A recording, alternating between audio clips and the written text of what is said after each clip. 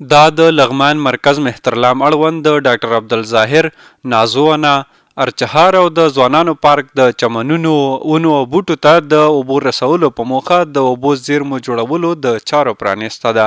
د مسؤلینو په وینا یاده پروژه د مهترلام ښاروالۍ له داخلي بودیجې د 1,200,000 افغانیو په ارزښت پلي کیږي.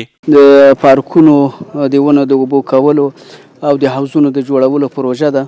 څه کم 2 میلیونه د دې روپۍ دي او د دې پیسې د مهترلام ښاروالۍ له عوایدو نه ورکول کیږي.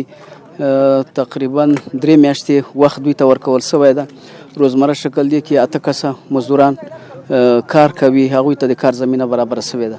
بل ورته د ښار اوسیدونکو او پارک ته راغلو محصلینو وویل چې په پارکونو کې د اوبو زیرمو په جوړېدو سره به ونې او بوټي لا زرغونې او د پارکونو ښکلا به زیاته شي.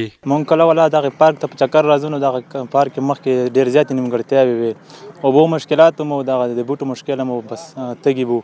نو اوس ښه د ښاروالۍ له خوا نه دغلته یو حوض سازېږي نو بس دې سره به دغه پارک ته ګټه مو رسېږي تر څو دا بوټي مو غټ شي او بس سوري ته به هم خلک کښېني.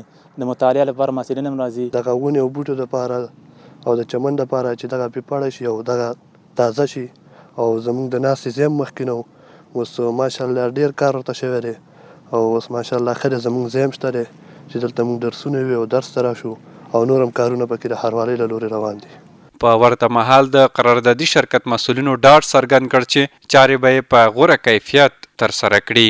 کارونه د موږ لله الحمد ډېر ښه کیفیت سره را روان ده.